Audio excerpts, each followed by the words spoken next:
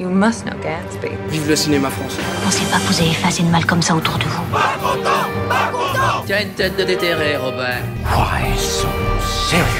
Vous avez vu une vraie licorne vivante? Pourquoi tu pleures? Maybe I'm not good enough. I'm Captain Jack Sparrow. Bienvenue dans Clapement 5, notre nouveau podcast cinéma tous les lundis, mercredis et vendredis. Je m'appelle Aurélien Rapatel et j'ai le plaisir de vous présenter ce nouveau divertissement. Chaque lundi, vous aurez le droit à la critique d'un film sorti récemment au cinéma. Et aujourd'hui, c'est à Mathias et Maxime, le dernier film de Xavier Dolan, que les chroniqueurs et moi-même allons nous intéresser et donner une note jusqu'à 5 claps. Je vous présente sans plus attendre ces clapeurs du jour. Elle est comédienne et nous conseille à chaque podcast de voir First Reform de Paul Schrader, à se demander si elle n'est pas sponsorisée. C'est Paula Fraison. Oui, bonjour. Notre clapeur suivant est scénariste, le stylo toujours bien aiguisé. Il est en embuscade, prêt à s'en prendre au prochain navet. C'est Maxime Laval. Ah, j'ai l'air horrible. J'aime bien. Pour terminer, accueillons un assistant réalisateur qui est aussi réalisateur et qui m'oblige à dire beaucoup de fois réalisateur en très peu de temps, c'est Raphaël Chiche. Il est vrai, réalisateur s'il vous plaît. Comment tout le monde va Cette phrase n'existe pas, mais je l'invente. Écoutez. Comment est-ce que je vais? Eh ben on va bien. J'ai l'impression qu'il va bien, Raphaël. Raphaël est en bonne forme. Et bah très bien, on va parler de Mathias et Maxime, donc le nouveau film de Xavier Dolan qui sort en salle seulement 7 mois après son précédent film, Ma vie avec John F. Donovan. Sélectionné au festival de Cannes, Mathias et Maxime racontent l'histoire de deux protagonistes éponymes qui, pour le besoin d'un court-métrage, doivent s'embrasser, ce qui va perturber leur relation. Je vais laisser la parole aux chroniqueurs qui vont nous donner leur avis et nous dire combien de claps ils mettent, jusqu'à 5 claps maximum, donc c'est la meilleure note, et 0 clap la plus mauvaise. Maxime, puisque ton nom est le nom d'un des protagonistes, on va commencer avec toi. Je suis persuadé que tu m'as invité juste pour ça. Juste pour cette blague. Je trouve ça honteux. Exactement. Non. Je trouve ça honteux parce que surtout que j'ai beaucoup suivi il y a beaucoup de gens qui ont suivi la carrière de Xavier Dolan, mais bon, j'ai toujours beaucoup aimé ce qu'il faisait. Même s'il me fout un peu la honte parce qu'il a fait un film beaucoup trop tôt, donc du coup t'as l'impression que ta carrière est super lente. Mais là récemment avec Donovan, mais je crois qu'on l'avait critiqué d'ailleurs Donovan, on l'avait fait auparavant, dans le précédent et podcast. ça m'avait pas déçu parce que je trouve qu'il y a le précédent m'avait pas suivi non plus, enfin m'avait pas séduit non plus. Et j'aime bien les films un petit peu plus simples, un peu retour à la maison, un peu je rentre chez moi, j'écris mon film vite fait et genre il est simple, il est tout cool et on tourne ça vite fait entre deux tables et du coup j'étais très attiré par celui-là et j'ai eu raison. Il m'a fait vachement de bien, il est d'une simplicité assez incroyable. Ça reste du Xavier Dolan, donc il y a des endroits où bah voilà, grosse réal, grosse musique, prends ça dans ta gueule, ce que j'aime. Mais ça reste mesuré, ça reste présent tout en restant dans la simplicité. Le scénario tient vraiment sur un bras, un petit bras, un bras de bébé. Mais c'est valorisé par des acteurs qui ont une super alchimie, par une bonne ambiance, par une réalisation qui fait le taf. Donc pour moi c'est un film tout con, tout simple, et c'est en ça que c'est jouissif en fait. Donc j'en suis sorti avec beaucoup de sourire. C'est une sorte de feel good movie d'auteur, et moi j'aime bien ce genre de choses. Enfin, on en manque, je trouve, des films qui se prennent pas trop la tête mais qui ont un truc à dire, un truc un peu sympa à apporter. Paula, toi, qu'as-tu pensé de Mathias et Maxime? Moi, j'ai été très touchée, je trouve, par la perf de Mathias et de Maxime. Je trouvais qu'ils étaient très justes. Je trouve, en fait, que ce qui ressort beaucoup, c'est que c'est un film qui a été fait entre potes. Et ça se sent, en fait. Enfin, t'as l'impression d'être avec eux, t'es en soirée avec eux, tu t'énerves au Time's Up avec eux. Et c'est cool.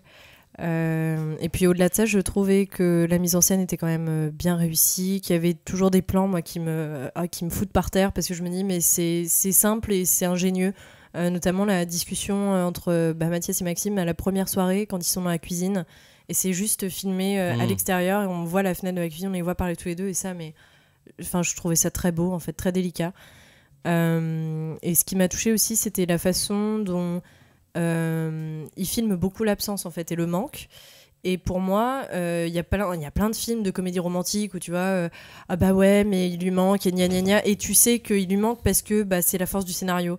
Là, je trouvais que dans le jeu des acteurs et dans la façon dont c'était filmé, dont ça passait à l'image, tu le sentais en fait, tu sentais ce manque et ce vide là, et je trouvais ça plus délicat que ce que j'avais pu voir dans des histoires ma foi similaires, parce que l'histoire est pas très imprévisible quoi, tu vois. Mais ça m'a bien plu. Ça t'a plu, Raphaël, toi? Moi je suis plus partagé. Ah ouais? Je suis un peu plus partagé, mais il en faut hein.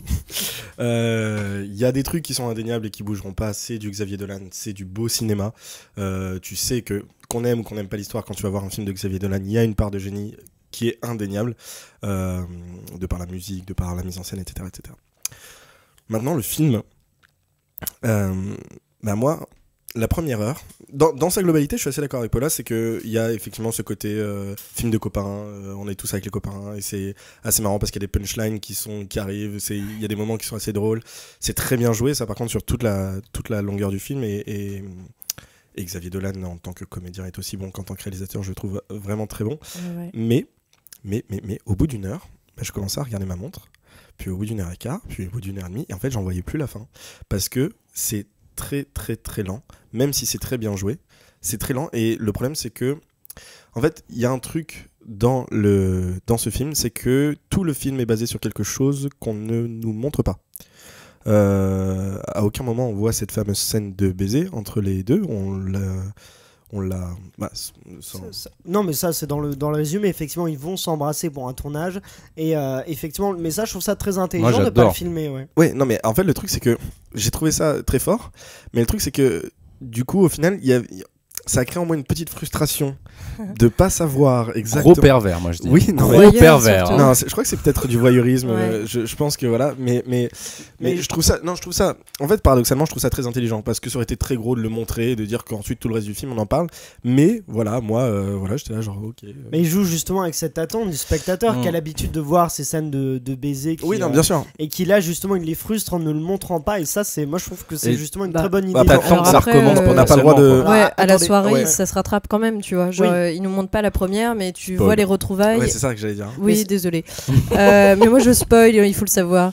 Mais enfin, c'est que le premier qui en fait déclenche tout, tu le vois pas, mais à la soirée, les retrouvailles, enfin, tu vois ça, et c'est la première fois que tu les vois s'embrasser et genre se choper, donc c'est très très fort quoi. Je trouve que justement il rattrape avec ça, il nous montre le déclencheur, c'est le baiser qu'il ne filme pas, mais celui d'après il le montre parce que c'est la traînée de fumée qui c'est la vraie chose, il te montre la chose qui est réelle, pas la chose qui est fictionnelle. Non, ça je comprends, en vrai je comprends tout à fait ce que vous dites, et ça fait un peu réfléchir, je me suis dit ouais ok d'accord, c'était pas si dérangeant que ça. Non, moi le seul truc c'était le parcours psychologique du personnage Mathias. Ouais, Mathias, du coup c'est pas Maxime. Qui n'est pas Xavier Dolan. Qui n'est pas Xavier Dolan, donc c'est Mathias. J'ai eu du mal à le cerner. Par moments j'étais là genre j'avais l'impression que je sais pas, c'était oui, justement, je voulais vachement rebondir là-dessus. Je commence à être un peu fatigué dans la filmo de Dolan de ce rapport au garçon, à l'homosexualité. Enfin, on a tout le temps des personnages. Alors bon, ils sont censés être hétéros. Je vois bien, mais en fait tout l'enjeu du film repose sur le fait qu'ils n'arrivent pas à accepter qu'il y en ait un, enfin qu'ils soient attirés par un mec. Et t'es là, tu fais bon, tout le film repose, enfin. Ils n'arrivent pas à comprendre. En même temps, il y a l'amitié qui se joue, mais je trouve que l'amitié aurait pu prendre une plus grande place, et je trouve ça fatigant. Enfin, c'est bon quoi. L'autre il fait tu penses que c'est parce que je suis attiré par lui, parce que j'aimerais embrasser, et sa meuf lui dit mais t'es malade en fait. Genre tout le monde est fatigué de ce truc là, et t'as l'impression qu'eux sont bloqués dans une année qu'on connaît pas, un peu précédente. Exemple, cette fameuse scène de la voiture, je l'ai trouvée trop. Pour contextualiser, donc il y a une séquence dans la voiture où il y a une discussion entre le personnage de Mathias et sa femme, et sa femme justement ne comprend pas pourquoi il veut pas se réintégrer à ce groupe d'amis, et pour lui c'est à cause de ce baiser qu'il a eu avec Maxime, et du coup il il devient un peu parano, le personnage de Mathias, en disant non mais c'est à cause de ce baiser là que tu crois que, alors que là sa femme ne croit rien. Voilà, je vous laisse reprendre. Mais du coup t'as l'impression qu'il crée une espèce de psychose autour de ça. Oui, c'est ça. Tout le monde le voit, tout le monde l'a su, etc. Alors qu'en fait tout le monde s'en fout. Je rejoins un petit peu Maxime, il n'y a pas besoin de faire. C'est vrai qu'il y a beaucoup de tourmentes en fait dans ce film, liées à justement la quête de la sexualité, etc. Mais c'est vrai que ça, pour le coup, ce sujet de la quête de la sexualité, j'ai l'impression qu'on l'a beaucoup vu. C'est même pas le sujet de ce film en fait. Lui il parle de la trentaine, enfin tu te dis qu'est-ce que ça fout là, enfin touche une bite, arrête de nous faire chier. Non, mais au-delà de ça. Tiens, enregistre là, ça tu pourras me la ressortir. Ça c'est bingo. Non mais au-delà de ça, c'est pas que de la trentaine, c'est aussi l'amour que peut découler, enfin c'est ça, l'amour qui peut découler de l'amitié. Oui, etc. c'est ça aussi qui est intéressant, et on passe tout à côté de ce truc là. Et en fait, un peu dommage. Mais c'est un peu ce qu'il avait déjà fait avec Donovan, c'est-à-dire que Donovan, le thème c'était une correspondance entre une star de cinéma et un enfant qui est fan de lui, et le film parlait de beaucoup de choses, mais en fait très peu de ça. C'était le point de départ, mais finalement il n'était pas vraiment allé là-dessus. Donc est-ce que c'est un défaut? Bah oui, Raphaël, est-ce que tu penses que Xavier Dolan a plus de mal maintenant à se recentrer sur son sujet? Ou je sais pas. Je pense que c'est une manière de traiter les choses, peut-être à sa façon. Ouais, je crois que c'est propre à lui. Après, je sais pas si c'est. Je pense que Xavier Dolan, il cherche pas à être original. Je pense qu'il l'est un petit peu malgré lui. Mais il le dit d'ailleurs. Ouais, mais je pense qu'on est dans l'originalité qui nous perd un petit peu. Enfin, c'est tellement, ça se veut très original et du coup, c'est vrai qu'il y a des sous-sujets qui sont traités de façon plus importante que les sujets principaux. Et moi, ça m'a perdu. C'est pour ça que j'ai vu la deuxième heure.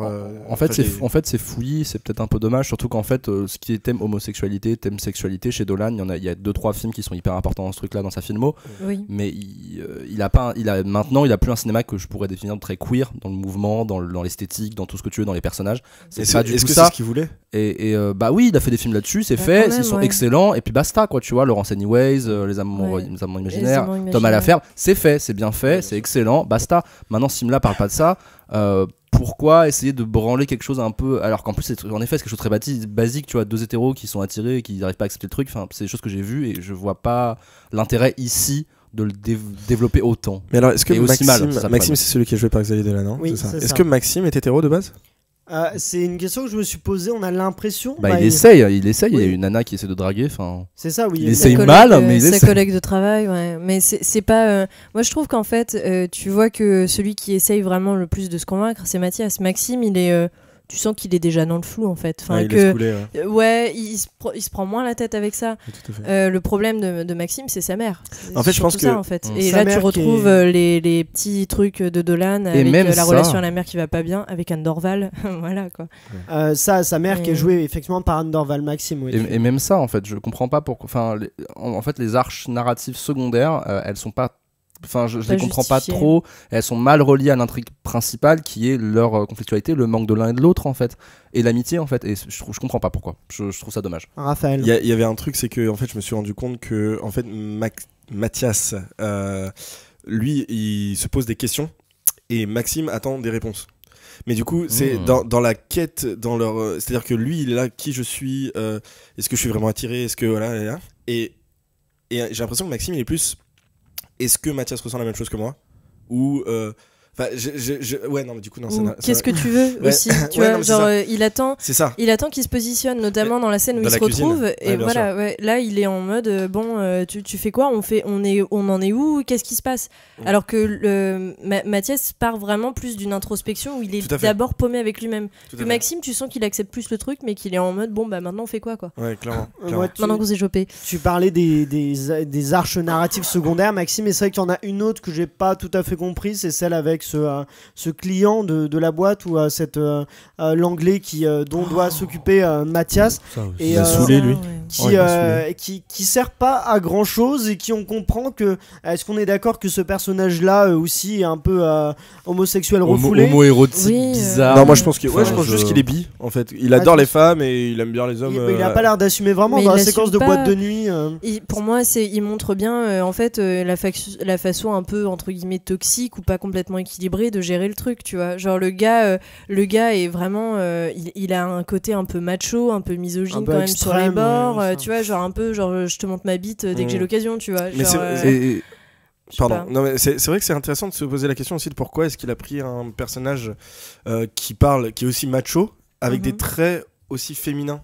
Je trouve qu'il a des traits très féminins. Il a un visage très lisse. Il fait très blondinet de merde. Ouais, voilà, il prend le cliché du mec qui va être où tu vas te dire ouais, mais en fait dans le fond lui il est gars refoulé, tu vois. Oui, mais alors peut-être. Donc effectivement, je pense que c'est. Il y a des profils. Non mais. Moi j'ai une dernière question. Oui, Raphaël. La tâche de naissance.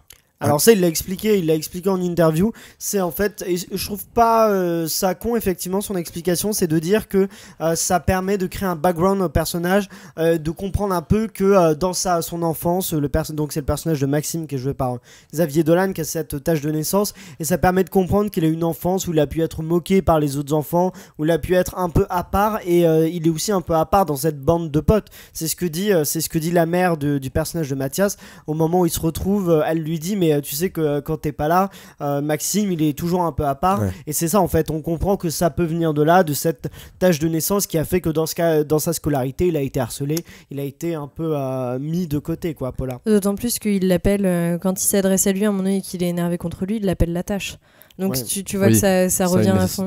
D'ailleurs là-dessus, moi je m'étais fait la remarque que je sais pas si c'est voulu ou pas, ou si c'est fait à l'étalonnage ou directement au maquillage, j'en sais rien, mais la tâche, change de couleur en fonction de ses émotions. Elle change en intensité de violacé. Ouais. Je suis daltonien. Donc, les bonnes excuses. En soi, moi j'ai pas remarqué. J'ai un moment peut-être. C'est très léger. Il y a un moment en fait en fonction de l'éclairage. Je sais pas comment il a calculé ça. C'est intéressant. Mais elle est plus ou moins présente. Et il y a une scène notamment où il est dans les toilettes et il se regarde et tout. Et il vient de dégueuler et il se regarde dans le miroir. Et à un moment donné, il se cache la partie du visage où il y a la tache. Il retire sa main et la tache a disparu.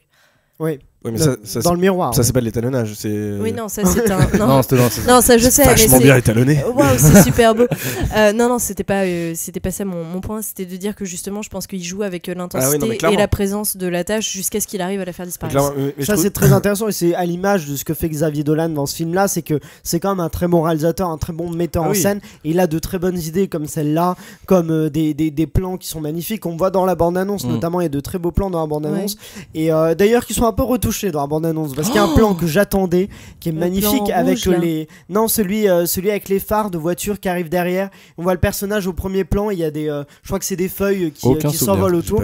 Et ce plan est très beau dans la bande-annonce et dans le film. J'étais très déçu parce que la voiture arrive derrière et les phares font pas du tout cet effet-là qui était magnifique. Mais il n'empêche que c'est un très bon réalisateur qui a un sens esthétique. Et un très bon dialoguiste aussi. Et très bon dialoguiste, tout à fait. Il y a beaucoup de scènes dialoguées et c'est excellemment joué. Et en vrai, pour l'écrire comme ça, c'est quand même. C'est très fin, c'est pas lourd. C'est très réaliste. C'est à mourir de rire en plus. Il y a des moments où moi je me tape les cuisses. Je me tape les cuisses.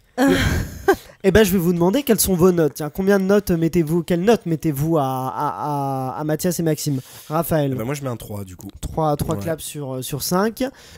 Paula. Moi j'ai 3, ouais. 3 aussi, 3 sur 5. Et parce que je ne fais rien comme personne, 3,5. Et ben moi aussi je vais te suivre. Non, c'est moi. 3.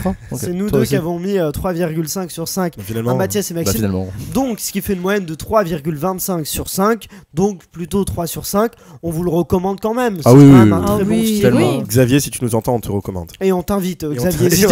Xavier. Si tu nous entends, d'abord on t'invite, ensuite on te. Donne-moi ton mail, je t'envoie mon CV. Exactement. On t'aime fort aussi quand même. Là, il a rebondi direct. Et on t'invite surtout. Vraiment t'invite. Je me suis dit, il faut qu'on en profite. Voilà, et écoutez, on va se quitter maintenant pour se retrouver mercredi avec une interview de notre invité Lucien Men, que l'on a entre autres pu voir dans la série Bref et sur la chaîne YouTube Golden Moustache. Merci beaucoup à vous tous, chroniqueurs. Merci à Ciné7, à nos partenaires OCD Univers Ciné.